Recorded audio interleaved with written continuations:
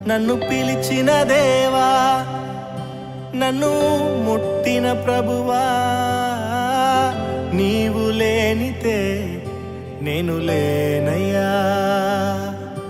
నే జీవించునది నీ కృప, ఎదుగించునది నీ కృప, హెచ్చించునది నీ కృప మాత్రమే.